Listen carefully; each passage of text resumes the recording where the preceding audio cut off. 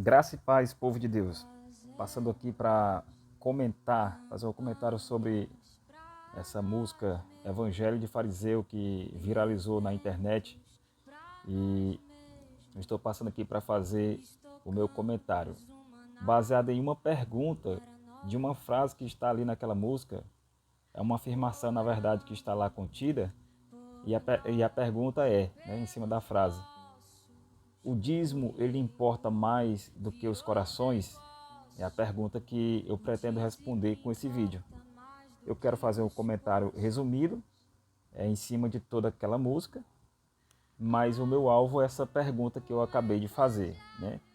Então, em primeira mão, eu quero deixar claro que aquela música não é um louvor a Deus, né? Ou seja, baseado nisso, não é uma música que se pode cantar nas igrejas, né? Os conjuntos, em cultos oficiais, porque você não vê ali uma exaltação a Cristo, uma exaltação a Deus, né? Então, não seria uma música ideal para cantar nas igrejas. Segundo, eu, eu tenho esses argumentos preparados desde domingo, né? Inclusive já gravei 3 vídeos em cima dessa canção, mas olhando, reavaliando, editando, né? E ouvindo opiniões de outros pastores e outras pessoas que se manifestaram e amigos que também abordaram sobre o assunto, eu resolvi dar um tempo e esperar para gravar mais tarde. E hoje estou gravando esse vídeo para postar. Creio que de manhã cedo uma boa parte já vai ter visto esse vídeo. Eu sei que nem todos vão assistir todo, né? Mas quem tem interesse sim vai assistir e vai entender o que eu estou querendo expressar.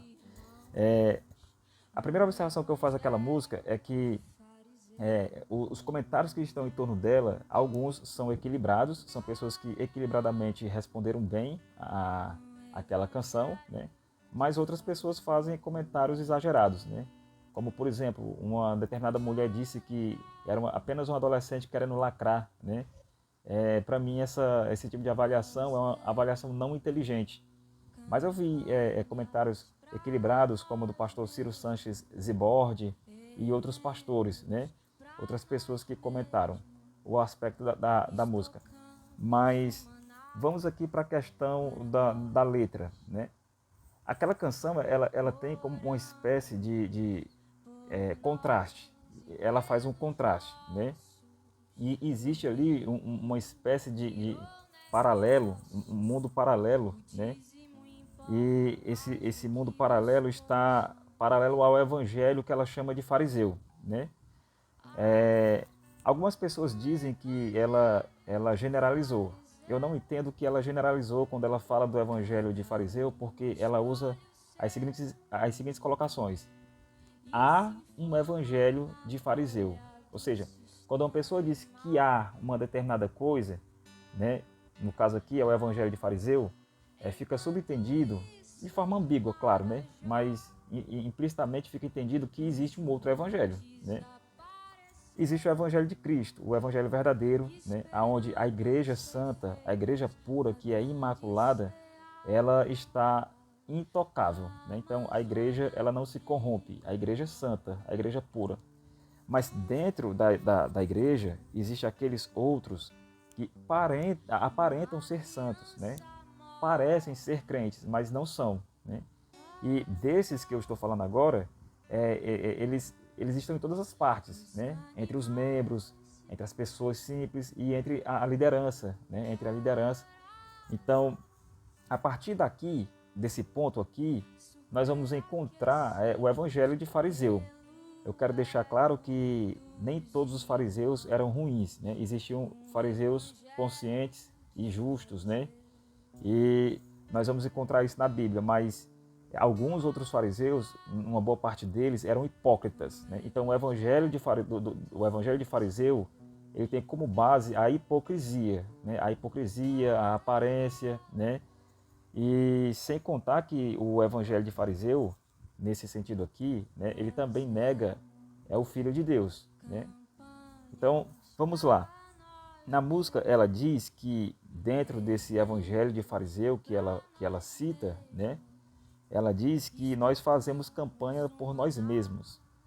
estocando o maná somente para nós, né? Para nós mesmos, né? Oramos somente pelos nossos. Aqui ela está criticando esse grupo aqui, que ela chama de o Evangelho de Fariseu. Essa turma que não são de fato os salvos em Cristo e nem é a igreja verdadeira, nem é a noiva imaculada, santa e pura, né? É essa outra parte aqui, que existe, que tem, né?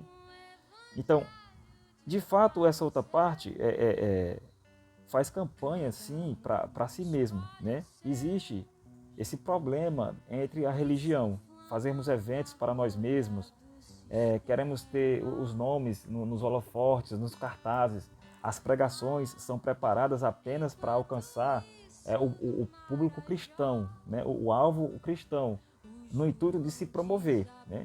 Então, grandes congressos, grandes festas, mas falta aquela mensagem também, eu acho que deveria ser a primazia, né? Pautada, visando a salvação do ímpio, como fizeram grandes homens de Deus. Os apóstolos fizeram assim, pregaram o evangelho para alcançar os ímpios, para que eles se arrependessem de seus pecados e crescem em Cristo, fossem salvos, né? Nós temos aí o exemplo de George Whitefield, que ficou conhecido como o príncipe dos pregadores ao ar livre, né? John Wesley, Charles Spurgeon. Esses homens, eles pregavam uma palavra que alcançava os ímpios e havia salvação. Agora, mais recente, nós temos aí o Billy Graham, né, que pregou o evangelho alcançando o coração dos ímpios, de modo que muitos deles creram, se converteram a Cristo, né? Então, hoje nós temos uma pregação mais pautada no homem, visando somente os cristãos, uma boa parte dessas pregações, né? E nem são pregações saudáveis, são pregações que promovem o homem e engrandece o pregador, né? Pregadores falsos, pregadores mentirosos, pregadores que fazem da palavra, do milagre, do dom, né, um instrumento para enriquecerem, para lucrarem, para explorar a fé dos irmãos. Essa turma está no meio de nós, né? E baseado nisso, aí é onde entra a afirmação que ela fala lá na música: o reino virou negócio. Nessa turma dos fariseus, sim, o reino virou negócio. Nós temos a igreja para tudo que é gosto, né? Que fazem campanhas exorbitantes, né? Prometem o que não podem cumprir. São coisas indevidas, né? Então nós temos aí muitas igrejas envolvidas nisso, né? Nessas campanhas que viraram empresas de fato, né? Que viraram empresa de fato, onde se trata as coisas como se fosse literalmente uma empresa, né? Então isso aqui também faz parte.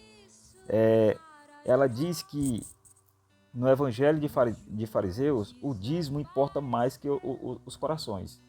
É verdade? Será que isso é verdade? E eu digo para vocês que sim, que é verdade, né? No coração de muitos líderes, o dízimo ele importa mais do que os corações. Para um líder que não está andando conforme o propósito das Escrituras, o propósito do Evangelho, para esse tipo de líder, o dízimo ele importa mais do que os corações. Nos bastidores de grandes ministérios, e onde está envolvido ali muitos líderes, facilmente você encontra, isso que eu estou falando de coisas que eu sei do que eu estou falando, né? Facilmente você encontra um líder chegar para um obreiro, ou para um membro, ou para pessoas ali em torno da religião, e a primeira pergunta que se faz é essa: cadê o dízimo? Né? Cadê o teu dízimo? O dízimo ele virou critério para promover as pessoas de cargo.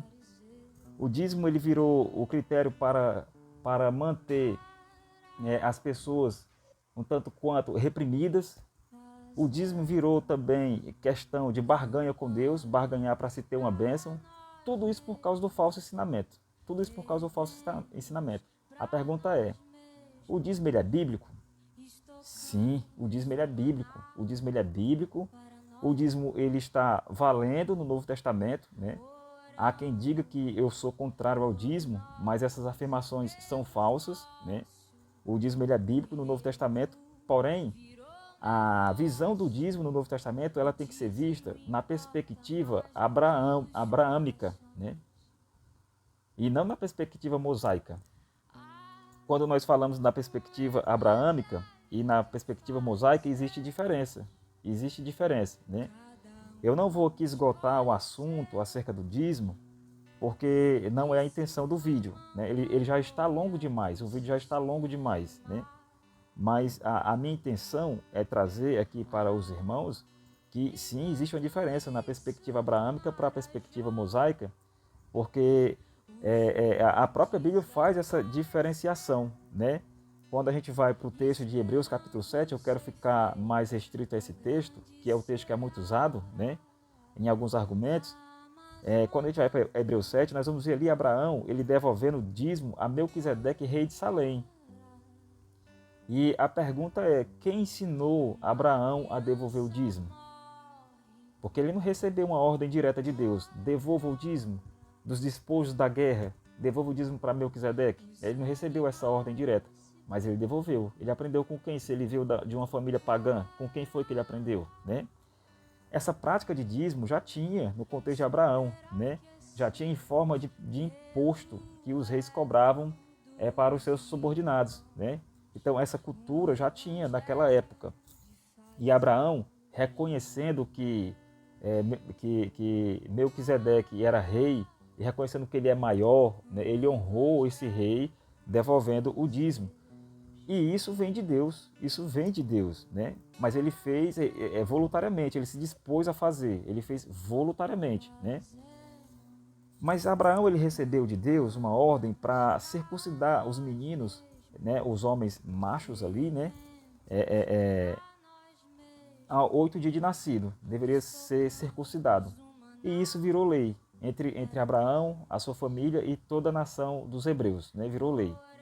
Virou lei porque foi uma ordem direta de Deus. Então, com 8 dias de nascido, se circuncidava a criança. Então, Abraão fez isso, Isaac fez isso, Jacó fez isso, né? Então, isso foi lei. Mas quanto ao dízimo, Abraão ele voluntariamente devolve, sem receber uma ordem direta de Deus, foi uma disposição voluntária, né? Mas nós não vemos passagem na Bíblia, no Gênesis, Isaac devolvendo. E nós também só vamos ver de novo a devolução do dízimo em Jacó. Jacó ele devolve. Mas também Jacó ele não recebeu uma ordem direta de Deus. Jacó, se tu devolver o dízimo, eu vou te abençoar nessa tua viagem para a terra do teu sogro, né? Labão. Não, ele não ouviu essa voz da parte de Deus. Muito pelo contrário, na sua oração, ele faz um voto voluntário, né? Ele se dispõe a fazer aquele voto. Ele faz uma proposta com Deus. Se tu me abençoares, né, então eu te darei o dízimo de tudo. Então isso aí foi um voto que ele fez com Deus, e isso sendo voluntário, foi uma disposição que partiu do próprio Jacó, né? Na lei, quando Deus dá a ordem para que se devolvam os dízimos, né? Para que da tribo de Levi se recolham os dízimos, né? Então ali nós temos uma ordem específica para um determinado povo, que eram os hebreus, né? Que eram os judeus. Fora dali, outras nações não tinham obrigação nenhuma de devolver o dízimo, né? Então, somente aquele povo ali, que era o povo de Deus, eles tinham a obrigação de devolver o dízimo. Eles tinham que devolver o dízimo, né? O que acontece? Havia um critério. Tinha que ter o local certo para se devolver, que era o templo, né? Não podia ser o dinheiro, tinha que ser os alimentos da época, né? Não sou contrário à devolução do dinheiro, ok? Mas eu estou falando aqui as características do dízimo mosaico, da lei de Moisés, né? Então tinha que ter o templo, não podia ser em dinheiro, tinha que ser os alimentos, né? E tinha todo o contexto por detrás daquilo dali, né? Então, quem estava longe de Jerusalém, quem estava longe do templo, deveria viajar, deveria pegar ali os frutos da terra, vender, pegar o dinheiro, viajar até ao templo, né? Até o local que Deus ordenou, e ali comprar novamente os alimentos e fazer a devolução do dízimo. Você vai ver essa explicação melhor em Deuteronômio, se não me falha a memória, capítulo 24. Né? Então, havia todo um contexto atrás desse dízimo. E isso era lei, era ordem. Né? Quando chega no Novo Testamento, nós vamos ver ali Jesus Cristo, ele morrendo na cruz, e ali, quando ele morre na cruz, que ele dá o brado na cruz do Calvário, que ele diz está consumado, ali se iniciou o Novo Testamento. Né? Daí para frente, nós não vamos ver os apóstolos que vão desenvolver a doutrina da igreja, né? Nós não vamos ver os apóstolos trazendo uma ordenança sobre o dízimo em forma de lei, né? Não vemos, mas nós vamos ver eles abordando a questão das ofertas e isso sendo voluntário. Quando o apóstolo Paulo fala lá na segunda carta de Coríntios, capítulo 6, se não me falha a memória, né? Então nós vamos ver aí o apóstolo Paulo ele tratando da questão que aqueles que forem contribuam segundo o que Deus propôs no coração, não por tristeza nem por necessidade, mas com alegria, porque Deus ele ama o que dá com alegria. Ou seja, a primeira disposição que tem que ter no coração do homem para se ofertar é a alegria. Tem que haver alegria no coração. Não pode ser por tristeza, não pode ser por necessidade. Mas nós vamos ver o texto de Hebreus, capítulo 7, falando sobre o dízimo, falando que Abraão ele reconheceu Melquisedeque e ele faz a devolução do dízimo. Ele devolveu o dízimo a Melquisedeque, reconhecendo que ele é maior. No livro de Romanos, no capítulo 5, o apóstolo Paulo diz que Abraão creu em Deus e isso foi lhe imputado como justiça. Né? Isso foi lhe imputado como justiça. Nós que cremos em Cristo, nós temos a fé semelhante à de Abraão. Por quê? Porque nós cremos num Cristo que nós não vimos. Né? Nós ouvimos falar dele e cremos. Né? Então, a nossa fé se assemelha à fé de Abraão. E isso também é imputado a nós como justiça. Ou seja, todo aquele que crê no Filho de Deus será justificado por ele. É justificado por ele na cruz do Calvário, na obra que foi feita na cruz. Né? Então, a nossa fé se assemelha à de Abraão. Nesse sentido, o apóstolo Paulo fala que o evangelho ele foi pregado primeiro a Abraão, lá no livro de Gálatas. Né? Nesse sentido, a nossa devolução do dízimo ela é na perspectiva abraâmica, né? Da mesma forma que é a nossa fé. O nosso dízimo também é na perspectiva abraâmica. Como? Voluntário. Né? É uma atitude voluntária. Não se existe uma ordenança, uma obrigação, uma lei para que nós venhamos a devolver o dízimo como era na lei. Porque se fosse assim, nós teríamos que ter o templo erguido e nós teríamos que viajar para lá, para Jerusalém, para devolver lá, porque era a lei exigia que fosse feito assim, né? Mas na perspectiva abraâmica, não existe um templo, não tem, né? Não existe um local específico para viajar, não tem, né? Simplesmente houve uma disposição generosa, né, voluntária, em reconhecer quem era maior. Nesse caso aqui, Cristo. Cristo é maior, né? Então, nós reconhecendo que ele é maior, nós fazemos a devolução dos nossos dízimos de forma voluntária, né? Porém, alguns líderes, eles apontam que o dízimo é, primeiro, critério para a salvação, porque muitos líderes dizem que quem não é dizimista vai para o inferno. Dizem, né? Muitos dizem. Né? Segundo, muitos líderes afirmam que se a pessoa não for uma pessoa que devolve o dízimo, então o diabo ele vai entrar na casa da pessoa e vai trazer doença, maldição, vai fazer uma desgraceira, vai fazer um negócio tortuoso. Né? Porém, queridos irmãos, se nós desobedecermos a lei de Deus de forma completa, precisa ser o dízimo não. Se nós formos desobedientes de forma completa, mentirosos, desonestos, adúlteros, né, seremos então amaldiçoados. As maldições virão sim, né? Mas isso é no contexto de desobediência à palavra de Deus, de não viver a vontade de Deus, né? Então, muitos líderes atribuem isso ao dízimo, né? Terceiro, muitos líderes colocam isso como critério para provar se o obreiro é fiel ou não, né? Baseado nisso daqui, muitos maus obreiros são levantados para o ministério. Né? Por quê? Porque eles se confiam porque são dizimistas, né? Vivem uma vida torta, são mentirosos, são enganosos, né? São pessoas que não têm um coração piedosos em relação à palavra de Deus, em relação a Deus e à santidade, né?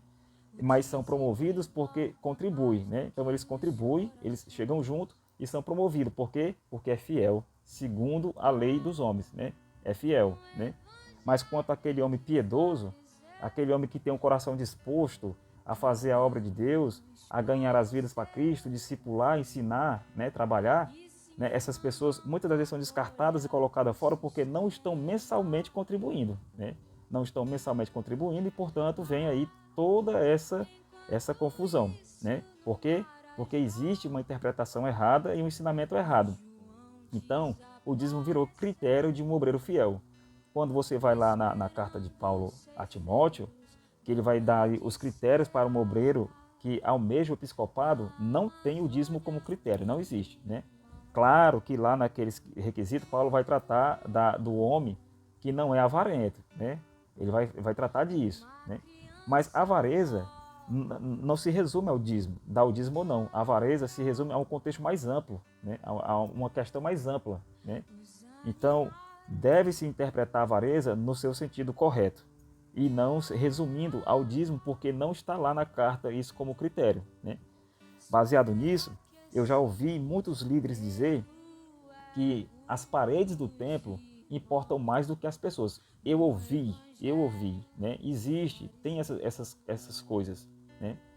Em uma determinada ocasião, quando um obreiro perdeu um filho, um determinado líder disse as seguintes palavras quando aquele pai estava com um mês de luto, né? Aquele líder disse as seguintes palavras: não devolve o dízimo, aí não sabe por que é que o filho morre, né? Quase que aquele homem se afastou da fé por causa dessas palavras. Então existe nesses pontos aqui que eu estou citando, de fato o dízimo ele importa mais do que os corações, né? Então existe sim. E eu já ouvi outros líderes afirmarem, né, que o dízimo ele é intocável, né? E caso a pessoa não devolva, então ela deve pagar no mês seguinte até com juros, né? Nos bastidores das grandes reuniões, nós vamos ter ali obreiros sendo pressionado porque tem que dar, né? Pressionado, sendo ameaçado de perder cargo, sendo ameaçado de perder a igreja que dirige, sendo ameaçado de perder as posições eclesiásticas, né? E aí a pessoa se constrange a dar por causa da ameaça. Por causa da ameaça. Isso não é o Evangelho, né? Isso não é o Evangelho. Então, quando essa jovem ela fala sobre essa questão aqui, aí ela diz o quê? Que enquanto isso, lá em Marajó, que é a ilha de Marajó, onde acontece prostituição de crianças, né? Sequestro, todo tipo de esculhambação tem ali, né? Relacionado às criancinhas, principalmente. Crianças que vendem o seu corpo barato por causa de sexo e os pais até dão os seus filhos à prostituição. Existe um negócio sujo ali, né? Enquanto isso, enquanto nós brigamos aqui nas nossas briguinhas internas, né? Nessa coisa que não é o Evangelho, ali tem alguém sendo atingido. E com isso eu não estou dizendo que a igreja ela tem que resolver todos os problemas do mundo, ela não vai, né? Mas a igreja, quando ela está avivada, quando ela está no centro da vontade de Deus, quando ela está cheia do Espírito Santo de Deus, ela tem o poder de barrar isso aí significativamente, né? Porque a igreja ela tem o Espírito de Deus. A igreja, quando ela está avivada, ela influencia diretamente no comportamento da sociedade. Aconteceu isso em Éfeso, aconteceu isso aí na Inglaterra, aconteceu isso aí nos Estados Unidos, aconteceu isso aí nos grandes avivamentos da igreja. A igreja, ela consegue interferir na cultura de um país, ela consegue interferir no comportamento dúrbio de uma sociedade. A igreja, ela tem esse poder de influência, mas ela precisa estar avivada para que isso aconteça. Ela tem que estar avivada, né? E enquanto há essa disputinha aqui, a missão é atrapalhada bem ali, né? Bem ali o campo missionário sofre, né? E nisso daqui também existe um problema, porque muitos eventos missionários que tem aí no Brasil inteiro, congressos de missões e tudo mais, muitos desses recursos que são ditos que vão ser levados para as missões não são. Nós, como igreja, já poderíamos ter chegado muito mais longe, com escolas, com faculdades, com hospitais, né, com casas de recuperações. A igreja tem dinheiro para fazer isso, né? Ela tem dinheiro para fazer isso. Mas muitas das vezes os homens que estão, muitas das vezes, cheios de si mesmos, eles estão preocupados com o templo, com a fachada da igreja, com o carro que tem que trocar no ano seguinte, com a conta bancária. E isso é um problema, né? Essa parte aqui é uma ferida que está inserida no meio religioso e que precisa ser tratado, né? E só vai ser tratado com a pregação da verdadeira palavra e o arrependimento genuíno, né? Então esses problemas existem, né? Eu não sei de que ideologia é essa jovem, não sei, não sei, né? Eu sei que existe a igreja verdadeira e a igreja verdadeira não pode ser atingida por causa dos maus, não podem, né? Mas nós temos que reconhecer que existe esse problema. E fazendo esse reconhecimento, então é o primeiro passo para a gente conseguir uma grande vitória sobre essas questões. Então, que Deus em Cristo